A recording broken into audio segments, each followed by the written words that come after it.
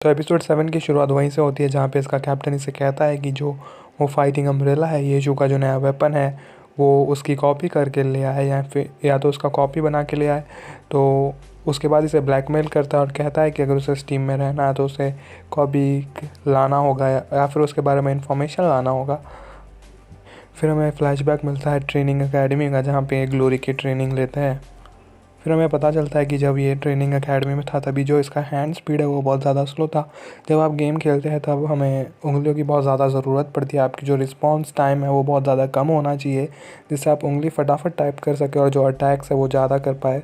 तो जो इसका हैंड स्पीड था यूवेंजो का वो बहुत ज़्यादा कम था, इसके लिए कोई भी मैच अच्छे से जीत नहीं पाता था या फिर और इसकी रैंकिंग भी बहुत कम थी। यहाँ तक कि जो स्टूडेंट एकेडमी में था तभी भी इसकी जो रैंकिंग थी वो बहुत ज़्यादा कम थी।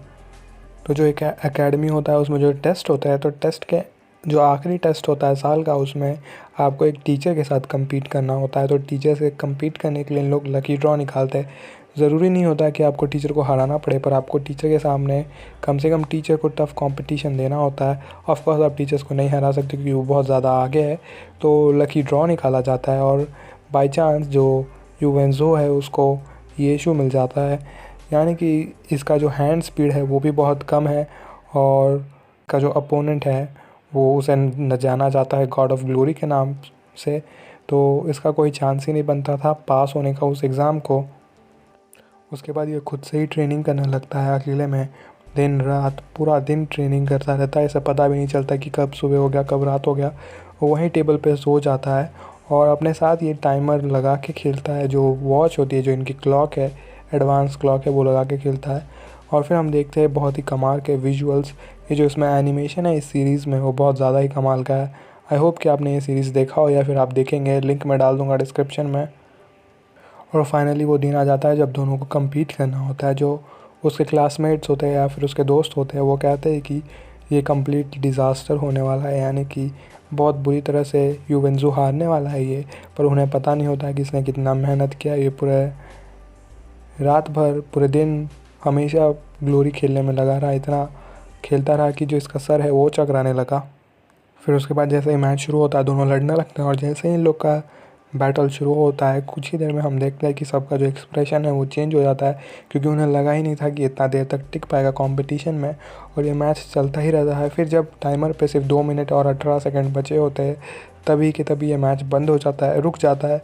यानी कि जो यूवेंजो है उसने ये एग्ज़ाम पास कर लिया है, क्योंकि ये येशू को इतना देर तक रोक पाना ही बहुत बड़ा अचीवमेंट है, क्योंकि वो लिटरली गॉड ऑफ ग्लोरी है इसलिए। फिर हम देखते हैं कि ये बंदा वापस आ जाता है और अपने साथ वो प्रोटोटाइप जो मैंने आपको पिछले एपिसोड में बताया था कि जो येशू है वो बना रहा है, इस प्रोटोटाइप को फाइबर से, तो शायद ये वही वहाँ से चुरा के ले आता है और अपने कैप्टन को दिखाता है कि यही है वो अम्ब्रेला। उसके पीछे येशू भी यहाँ पहुँच जाता है और कहता है कि उसने देख लिया था उसे ले जाते हुए ये चुरा कर। लानू इतना ज़्यादा बेकार चोर है कि उसे देख लिया था वो चुरा के ले जाते हुए, इसलिए वो पीछे पीछे यहाँ पहुँच गया। और फिर जैसे वो यहाँ पहुँचता है वो पूछता है यूएनजू से कि बहुत दिनों से हमने एक दूसरे को नहीं देखा है, वो कैसा है। और फिर जैसे ही ये दोनों बात करते हैं यूएनजू कहता है कि उसे एक मैच करना है और जो 2 मिनट और 18 सेकंड बाकी रह गए थे उस मैच के, उसे आज वो कंप्लीट करके रहेगा। और फिर दोनों बैठ के ग्लोरी खेलना शुरू कर देते हैं और वो कहता है कि वो उसे दिखाए कि जो ये स्मार्ट अम्ब्रेला है वो क्या क्या कर सकता है। और दोनों का मैच शुरू हो जाता है, दोनों बहुत अच्छे से लड़ते हैं। ऑफ कोर्स येशू ही जीता। यूवेंजू का जो लेवल है, जो खेलने का लेवल है, वो भी बहुत ज़्यादा अच्छा हो गया है। वो भी बहुत अच्छा प्लेयर बन चुका है अब, क्योंकि हम जानते हैं कि वो अब उस टीम का कैप्टन है, तो ऑफ कोर्स वो अच्छा प्लेयर बन चुका है। पर वो सच्ची में अब येशू को कंपटीशन दे सकता है, वो उतना अच्छा प्लेयर बन चुका है। और हम स्मार्ट अम्ब्रेला के फीचर्स देखते हैं, चाहे जो अटैक कर लो उस वेपन की मदद से सब चीज़ को डिफेंड किया जा सकता है।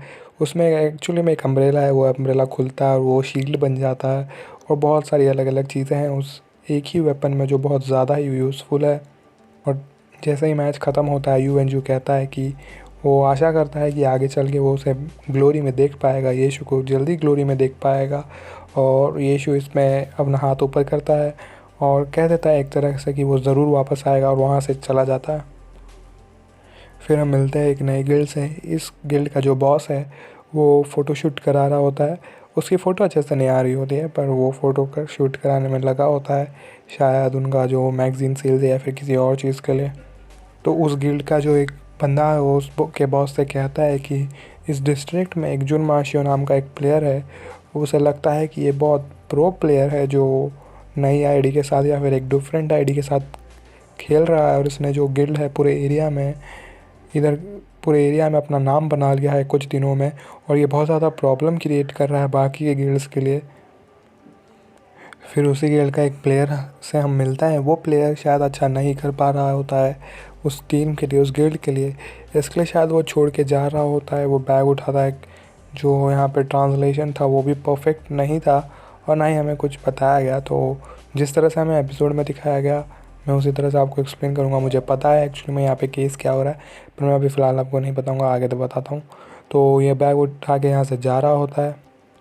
उसके बाद हम देखते हैं कि जो बॉस है उस टीम का वो कहता है, सारे प्लेयर्स को कहता है कि एक इमरजेंसी मीटिंग है, और इस इमरजेंसी मीटिंग के बाद हम एक मैच खेलने वाले हैं, इमरजेंसी ट्रेनिंग, और इस ट्रेनिंग में तुम लोग जैसा परफॉर्म करोगे वो दिखाया जाएगा तुम्हारे एनुअल रिजल्ट्स पे।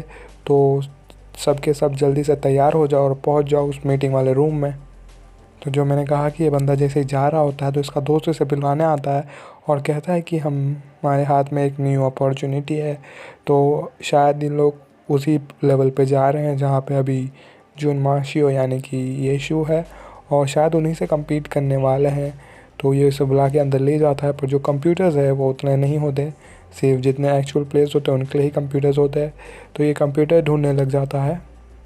तो ये स्टोर रूम में पड़े हुए जो पार्ट्स होते हैं, छोटे मोटे पार्ट्स ढूंढता है स्टोर रूम में से, जो कंप्यूटर के अलग अलग पार्ट्स होते हैं उसे असेंबल करता है एक में और कंप्यूटर बनाता है और उसमें ग्लोरी खेलने में लग जाता है। तब तक मैं आधा मैच प्रोसीड कर चुका होता है, आगे ये लोग आधे रास्ते पहुंच चुके होते हैं। देखते ही देखते दोनों टीम एक दूसरे से लड़ने लगते हैं और धीरे धीरे करके ये हर प्लेयर को ख़त्म कर देते हैं उस गिल्ड के। ये तीनों का जो कोऑर्डिनेशन होता है वो बहुत ही अच्छा होता है, और देखते ही देखते इस गिल्ड के सारे प्लेयर एलिमिनेट हो जाते हैं कि तभी वो जो प्लेयर था जो जा रहा था वो जॉइंट हो जाता है। फिर येशु कहता है कि जो शाओ है उसको कहता है कि रुकने, उसे ज़रूरत पड़ेगी, असिस्टेंट की ज़रूरत पड़ेगी, किसी और की मदद लेनी पड़ेगी इसको हराने के लिए जो उसका ओपोनेंट होता है। पर वो नहीं मानती, जैसे मैंने उसको कहा कि उसका ईगो और उसका एटीट्यूड बहुत ज़्यादा होता है, तो वो नहीं मानती और सीधा अकेले लड़ने लगती है। पर एंड में वो वहीं के वहीं मर जाती है उसी गेम में, वहाँ पे वो हार जाती है अपने अपोनेंट से। फिर ये जो प्लेयर है जो बाहर था वो पहुँच जाता है उस जगह पे, वो छुपके से एक मैजिकल सर्कल बना देता है। मैजिकल सर्कल एक अटैक है जहाँ पे जो सर्कल है वो इनविजिबल होता है कम्प्लीटली, लैंड माइन जैसा हुआ, और अगर आपने उस पर गलती से पैर डाल दिया तो वो वहाँ पे एक्सप्लोड हो जाएगा। जैसे लैंड माइन फटता है, उस पर पैर डाल दोगे तो फट जाएगा, वैसे ये मैजिक सर्कल होता है, इस पर पैर डालोगे तो वो मैजिक सर्कल एक्टिवेट होगा। ये वहाँ पे मैजिक सर्कल बना देता है और ये सर्कल कम्प्लीटली इनविजिबल होती है। फिर उसके बाद जैसे ही वो बात करते हैं, जो उसका कैप्टन है उन्हें बता रहा होता है कि उन्होंने क्या क्या गलती की, तभी उसमें से एक पूछता है कि एग्जैक्टली ये जुन माशियो है कौन, क्या कैप्टन उसे जानता है? तो कैप्टन कहता है हाँ वो उसे जानता है, वो तुम सबसे बहुत ज़्यादा बेटर है, यहाँ तक कि अगर तुम्हारी पूरी आर्मी भी होगी तो वो अकेले ही तुम सबको एलिमिनेट कर देगा। और फिर वो कहता है कि जो जुन माशियो है वो ही है ये इशू। ये प्लेयर जिसने मैजिकल सर्कल बनाया होता है वो शुरू कर देता है जुन पे अटैक करना, यानी कि ये पे अटैक करना, और दोनों के बीच में लड़ाई शुरू रहती है।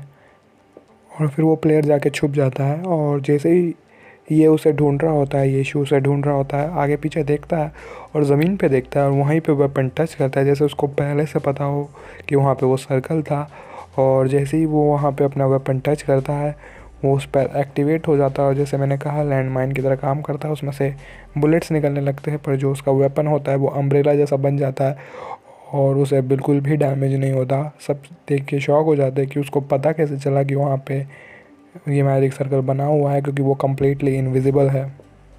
फिर हमें पता चलता है कि जो ये प्लेयर है, जो दूसरा प्लेयर है, उसका नाम है यीफान, और ये इस गिल्ड का एक वाटर बॉय है। जैसे आपने क्रिकेट में देखा होगा कि कुछ प्लेयर्स होते हैं वो सिर्फ पानी लाने के लिए रखे जाते हैं, यानी कि ड्रेसिंग रूम से लेके प्लेयर्स तक को पानी पहुंचाने का इधर उधर के काम करते हैं। जैसे बैट जो यंगस्टर्स होते हैं वही काम यीफान करता है। ये फ़ान सबको पानी पिलाता है, इसकी बिल्कुल भी रिस्पेक्ट नहीं है क्योंकि ये अच्छे से ग्लोरी नहीं खेल पाता, शायद वही कारण है।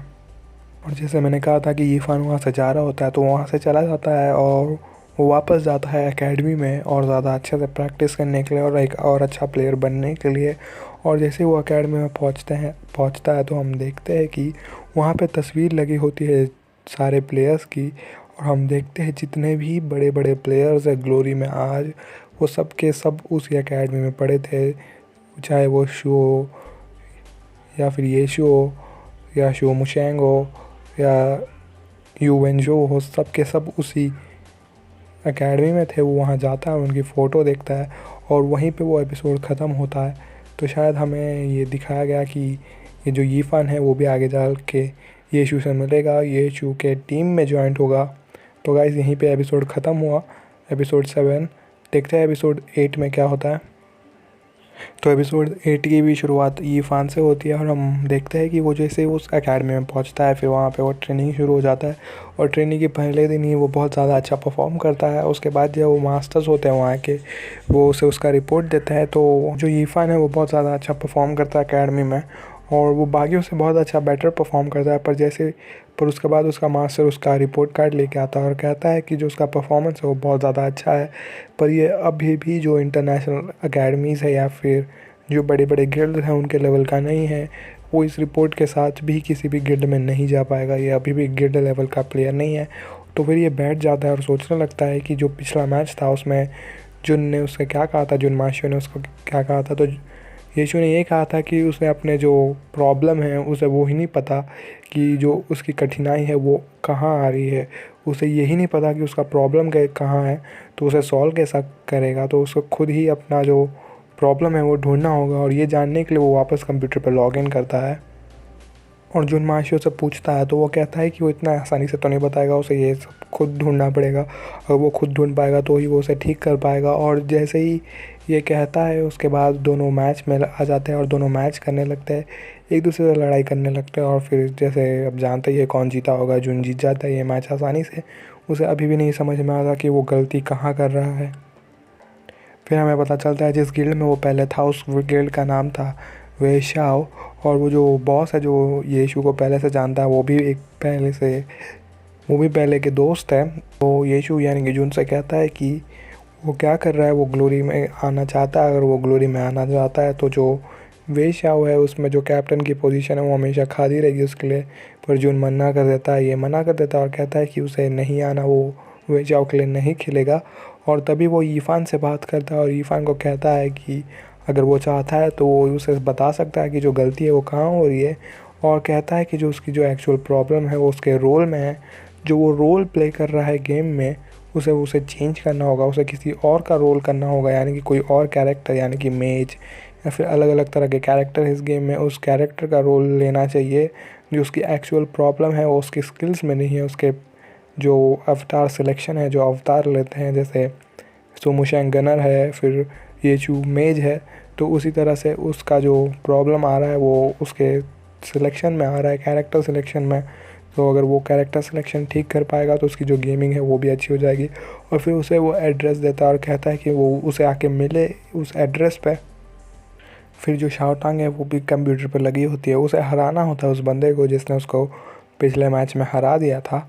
तो इसके लिए जो वाईशाओ के जो टीम मेंबर्स होते हैं उसे वो चैलेंज कर रही होती है बार बार, पर वो फिर हार जाती है। इसके लिए वो कब लगातार कंप्यूटर पर लगी होती है, खेल रही होती है। तो जो गोगो है वो लेके आती है केक खाने के लिए वेशाओ के लिए, तो वो केक लेके आती है शाओटान के लिए, पर वो नहीं खाती केक। तो चुपचाप जो येशू है वो उठा लेता है उस केक को और वो खाने लग जाता है। तभी गोगो उसे देख लेती है और कहती है कि ये केक शाओटान के लिए था, ना कि उसके लिए। तभी हम देखते हैं कि जो यीफान है वो आ रहा होता है जुन माशियो से मिलने के लिए। तभी वो टकरा जाता है एक लड़के से, वो लड़का वही होता है जो वेयर हाउस में काम करता है और जो वुल्वरीन जैसा अवतार यूज़ करता है गेम खेलने के लिए। दोनों टकरा जाते हैं पर दोनों को मालूम नहीं होता, एक दूसरे को नहीं जानते। और फिर जैसे ही दोनों पहुँचते हैं उस इंटरनेट कैफ़े के बाहर, तो यीफान निकलता है और कहता है कि क्या जून मार्क्शो यहीं पे काम करता है, जो वहाँ पे दूसरी लड़की काम करती है, उससे पूछता है। तो वो कहती है हाँ वो बिल्कुल अंदर है। तो ये बात वो वेयर हाउस वाला बंदा भी सुन लेता है। तो दोनों उसके पीछे पीछे वो भी अंदर चला जाता है और फिर वो दोनों मिलते हैं एक दूसरे से। और उसके बाद जो येशू है वो मिलाता है उस वेयर हाउस वाले बंदे से। उसको स्टीम्ड बन के नाम से बुलाया जाता है, पता नहीं क्यों उसे स्टीम बन बुलाया जा रहा है, या फिर शायद वो सिर्फ एक ट्रांसलेशन एरर है, पर उसे स्टीम बन कहा जाता है। और वो उसे शाओतान से मिलाता है। तो उसे क्या लगता है कि जो शाओतान के बाजू में बैठा हुआ लड़का है वो खेल रहा होगा ग्लोरी, तो वो उसे जाके हाई कह देता है, पर एक्चुअली में वो शाओतान होती है। फिर उसके बाद येशू और यीफान बात करते हैं, उसे वो बाहर ले जाता है। येशू यीफान को बाहर ले जाता है और उससे बात करता है। और तभी ये पूछता है यीफान येशू से कि क्या हो गया, वो नेटवर्क मैनेजर की तरह क्यों काम कर रहा है, वो लिटरली गॉड ऑफ ग्लोरी है, वो किसी भी गिल्ड में जाके जुड़ सकता है और वो किसी भी गिल्ड का आराम से कैप्टन बन सकता है। और फिर दोनों बात कर रहे होते हैं। उसके बाद यीफान कहता है कि अगर वो इस बार वेशाओ टीम में नहीं जा पाया, जो सिलेक्शंस होती है उसमें सेलेक्ट होकर वो आगे नहीं जा पाया, तो उसमें हिम्मत नहीं बचेगी कि वो वापस ग्लोरी कभी खेल पाए। और फिर हम देखते हैं कि यीफान एक मैच में होता है और उस मैच के बाद जैसे ही वो देखता है वो गिर रहा होता है उस मैच में ऊपर से, और जैसे ही वो गिर के नीचे पहुंचता है तो उठ जाता है। तो एक्चुअली में वो सपना देख रहा था और वो सपने में देख रहा है कि कैसे जो बाकी के प्लेयर्स है उसे अकेला छोड़कर आगे जा रहे हैं और वो सबसे पीछे ही रह रहा है। उसके बाद हम देखते हैं कि जो जियाशी का जो बॉस है वो चैन पे भड़क गया होता है, क्योंकि चैन ने बोला होता है जियाशी को और के जितने भी प्लेयर्स हैं वो compete करने के लिए। और वो जैसे ही मैच में उतरते हैं जो पिछला रिकॉर्ड टूटा था वो रिकॉर्ड वापस टूट जाता है। तो उसका वजह से जो जियाशी का जो रेपुटेशन है वो फिर से नीचे चला जाता है, जो पिछले दिनों से बहुत ज़्यादा ही ख़राब चल रहा है वो और ख़राब हो जाता है। इसलिए वो बहुत ज़्यादा गुस्से में होता है। उसके बाद जो चैन है वो बहुत ज़्यादा दारू पी लेता है और दारू पी के वो बाहर जाता है और सामने वाले इंटरनेट कैफ़े में चला जाता है। और जैसे वो इंटरनेट कैफ़े में जाता है वो मिलता है उससे येचू से और कहता है कि कैसा लग रहा है उसे। अभी उसके पास बिल्कुल भी फेम नहीं है, कोई उसे जानता ही नहीं है अब। तो वो कहता है कि उसे पहले भी कोई नहीं जानता था क्योंकि वो मास्क पहन के घूमता था, और ना ही उसे फेम की कोई ज़रूरत है, ना ही वो फेम का भूखा है। और इतने में हम देखते हैं कि जो चैन है वो देख लेता है जो प्लेयर आईडी है और कहाँ पे मौजूद है जून अभी। तो जून की प्लेयर आईडी देख के वो चला जाता है वहाँ से।